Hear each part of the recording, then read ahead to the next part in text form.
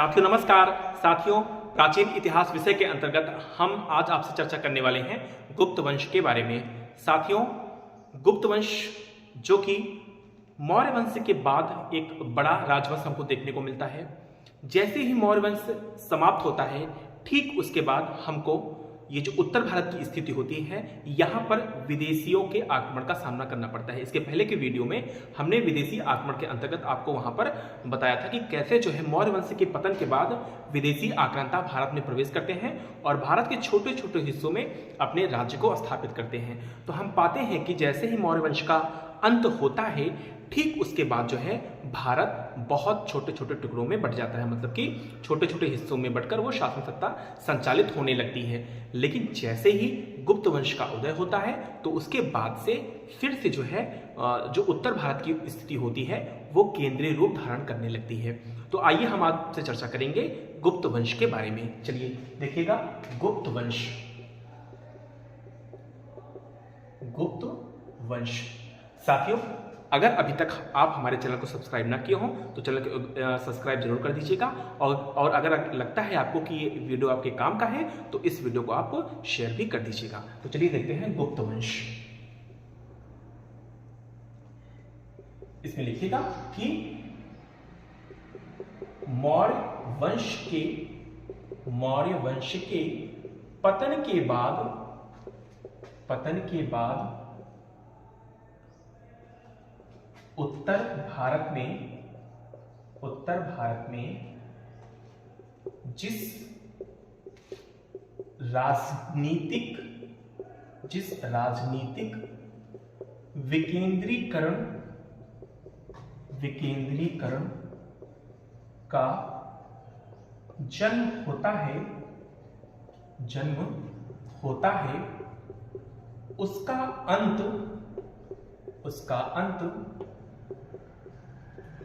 गुप्त वंश के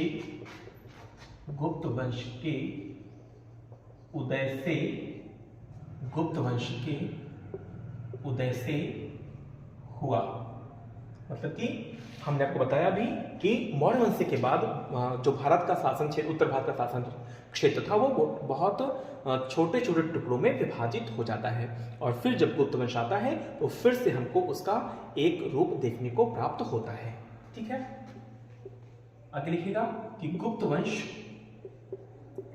वंश संभवतः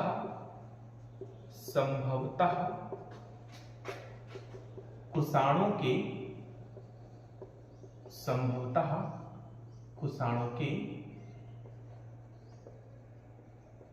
सामंत थे। आगे लिखिएगा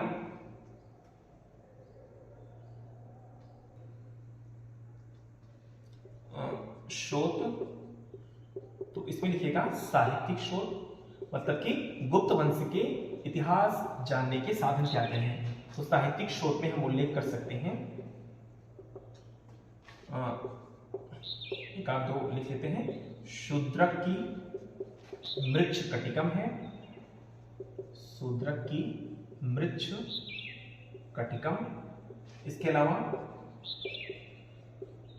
कालिदास द्वारा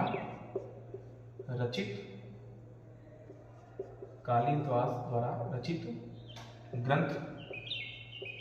ठीक है, इसके अलावा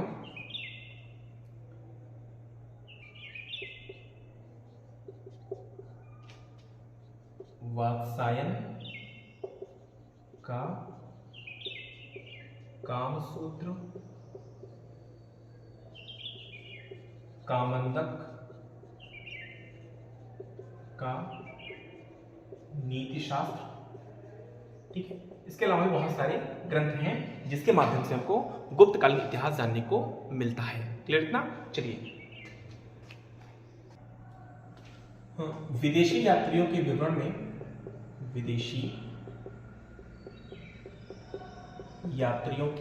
में एक सबसे प्रमुख नाम है, किसका है? तो वो है फाहियान। फाहियान कब भारत आया था? तो ये चंद्रगुप्त द्वितीय के समय भारत आया था। ठीक है, चलिए आगे देखिएगा। अगर हम इसके बात करें पुरातात्विक स्रोत की, तो पुरातात्विक स्रोत, तो इसमें हम नाम ले सकते हैं, सबसे जो प्रमुख नाम है वो है समुद्रगुप्त की प्रयाग प्रशस्ति। प्रयाग प्रशस्ति, ठीक है, ये सबसे प्रमुख स्थान है इसका गुप्तकालीन इतिहास जानने में। इसके अलावा गुप्तकालीन सिक्के, गुप्तकालीन सिक्के, ठीक। तो ये रहे इनके शोध के बारे में, मतलब इनके शोध, साहित्यिक, विदेशी यात्रियों के विवरण और पुरातात्विक विवरण। ठीक है, अब देखिए इनकी उत्पत्ति का मत, उत्पत्ति का मत। ठीक है, तो इसमें लिखिए निम्न कुल से उत्पत्ति। कई विद्वान मानते हैं कि इनकी उत्पत्ति निम्न कुल से हुई है। तो निम्न कुल से उत्पत्ति में कौन है? इसके जो मानने वाले हैं वो कौन है? केपी जायसवाल। ठीक है, वैश्य कुल से उत्पत्ति, वैश्य कुल से उत्पत्ति, तो इसमें है अल्तेकर महोदय, अल्तेकर और रोमिला थापड़। ठीक है, क्षत्रिय कुल से उत्पत्ति, क्षत्रिय कुल से उत्पत्ति, तो इसमें नाम है गौरी शंकर ओझा।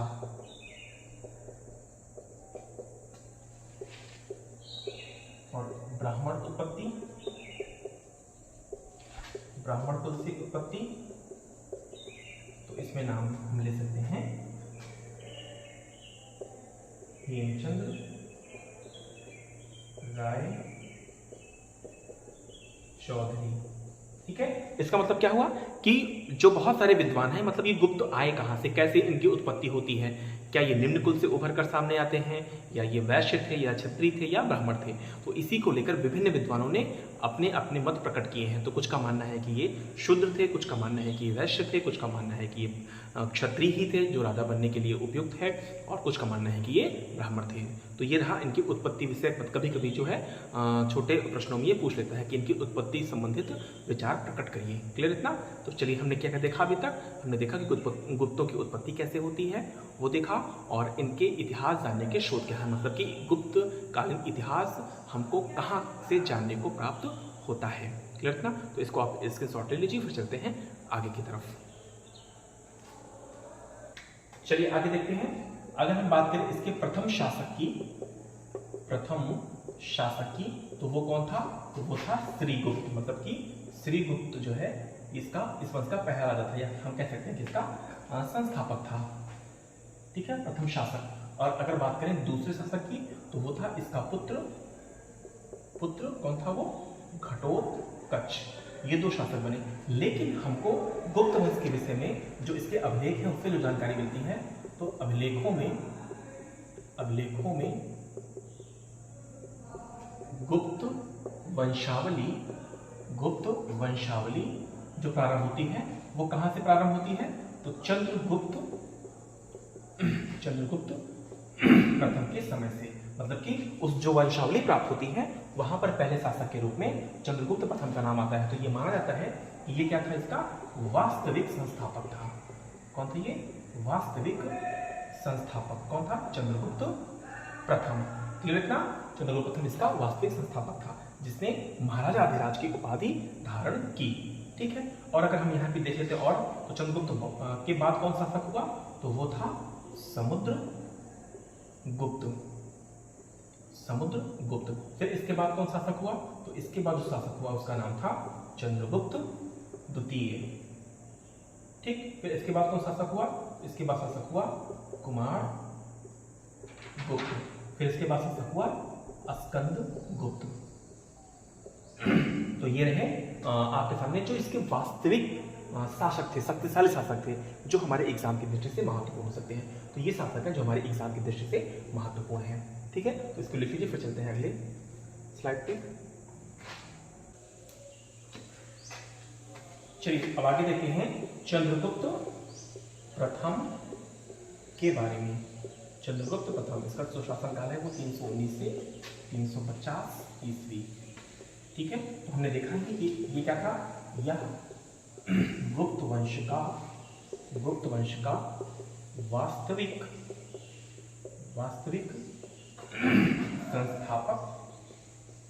संस्थापक था। इसने गुप्त वंश को प्रतिष्ठा प्रदान किया। इसने सबसे पहले महाराजाधिराज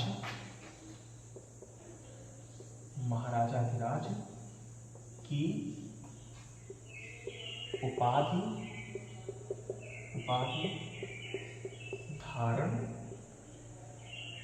धारण की। इसने 319 ईस्वी में एक संवत चलाया जिसे गुप्त संवत के नाम से जाना जाता है।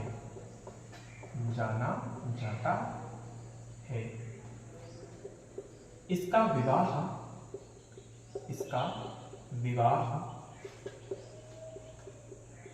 लिच्छवी राजकुमारी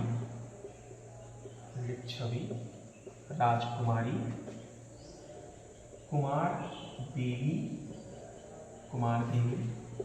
से हुआ था। ठीक है, तो ये रही चंद्रगुप्त प्रथम से संबंधित महत्वपूर्ण जानकारियां। इसको आप लिख लीजिए, फिर चलते हैं अगले स्लाइड पे। चलिए अगला सवाल देखते हैं हम लोग।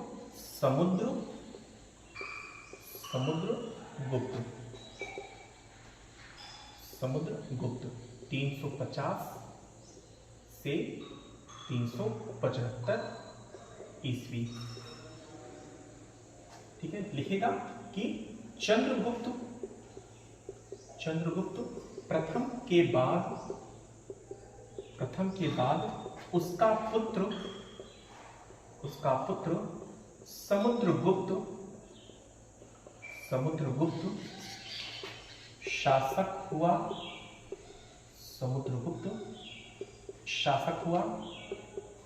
इसके बारे में जानकारी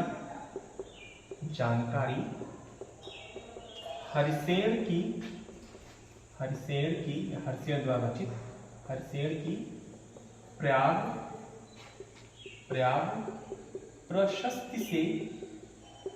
प्रशस्ति से होती है। इसी प्रशस्ति में चंद्रगुप्त प्रथम के द्वारा समुद्रगुप्त को उत्तराधिकारी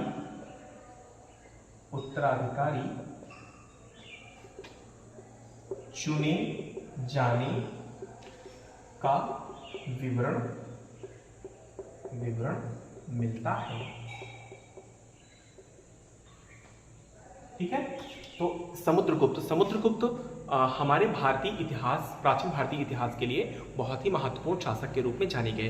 क्यों? क्योंकि एक विकेंद्रीकरण की स्थिति उत्पन्न हो गई थी मौर्य वंश के पतन के बाद, उसको कहीं ना कहीं फिर से एक सूत्र में जो दृढ़ता के साथ काम किया वो शासक था समुद्रगुप्त। जैसे मान लो एक वास्तविक संस्थापक के रूप में चंद्रगुप्त प्रथम ने तो गुप्त वंश की प्रतिष्ठा को तो स्थापित कर दिया, लेकिन जो ये राज्य थे, जो बटे हुए विकृत राज्य थे, इनको पुनः जोड़ने का जो काम किया वो कौन करता है? समुद्रगुप्त। और समुद्रगुप्त के शासनकाल में ही हर्षेन के द्वारा प्रयाग प्रशस्ति, प्रयाग मतलब जो अपने यहाँ प्रयागराज में है प्रयाग, यहाँ पर जो है प्रयाग प्रशस्ति की रचना हरिसेन के द्वारा की गई। प्रशस्ति का मतलब होता है प्रशंसा, मतलब कि शासक की प्रशंसा में लिखी गई बातें, उसी को बोलते हैं प्रशस्ति। तो हरिसेन ने इसकी विजयों का वर्णन इस प्रयाग प्रशस्ति में किया है, जहां पर इसके द्वारा किए गए सभी कार्यों का उल्लेख इस प्रयाग प्रशस्ति में देखने को मिलता है। ठीक है, तो और हम देखते भी हैं कि आगे चलकर अंग्रेज इतिहासकार होते हैं स्मिथ महोदय, और वो इसको क्या बोलते हैं? इसको भारत का नेपोलियन बोलते हैं। किसको?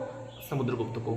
ठीक है, तो हम क्या देखें कि इसने जो है अपनी विजयों के माध्यम से भारत को पुनः जोड़ने का काम करता है। तो उसमें देखिएगा जो इसकी सबसे प्रमुख विजय थी उत्तर भारत, तो लिखिएगा इसमें उत्तर भारत के 9 शासकों को इसने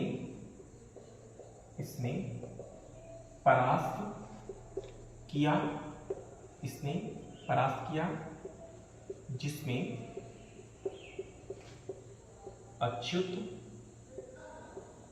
नागसेन एवं गणपति नाग प्रमुख थे। ठीक है, तो सबसे पहले वो जो है उत्तर भारतीय अभियान करता है और वहां के 9 शासकों को परास्त करता है। ठीक है, और परास्त करने के बाद उनके जो राज्य क्षेत्र है उनको अपने अधीन कर लेता है। ठीक है, तो इसको अपने फिर चलते हैं आगे। चलिए आगे देखते हैं हम। समुद्रगुप्त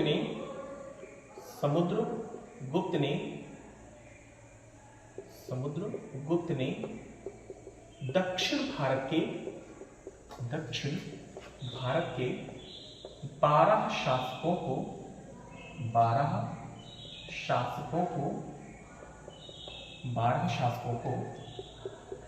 परास्त किया। हेमचंद्र रायचौधरी ने समुद्रगुप्त की दक्षिण विजय को धर्म विजय की संज्ञा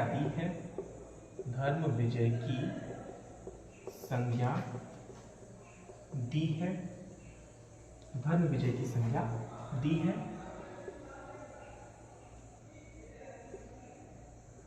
आगे लिखिएगा कि इसके समय में लंका नरेश मेघवर्ण ने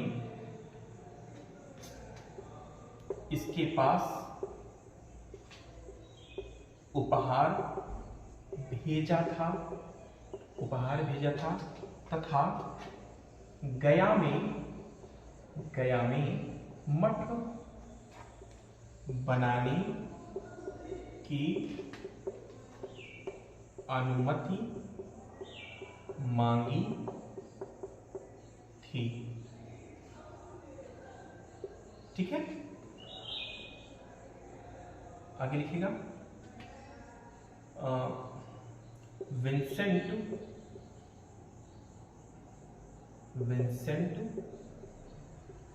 स्मिथ ने इसे भारत का नेपोलियन कहा है। अपनी विजयों के उपरांत इसने इसने अश्वमेध यज्ञ का संपादन किया। ठीक है, तो साथियों ये रही समुद्रगुप्त से संबंधित महत्वपूर्ण जानकारियां। आशा करते हैं ये क्लास आपको पसंद आई होगी। इसके बाद जो है जो सब छूट रहे हैं उसको हम अगले वीडियो में देखेंगे। ठीक है, तो तब तक आप इसको अच्छे से पढ़ लीजिएगा और अपनी पढ़ाई को जारी रखिए। मिलते हैं एक और नए क्लास में। धन्यवाद, नमस्कार।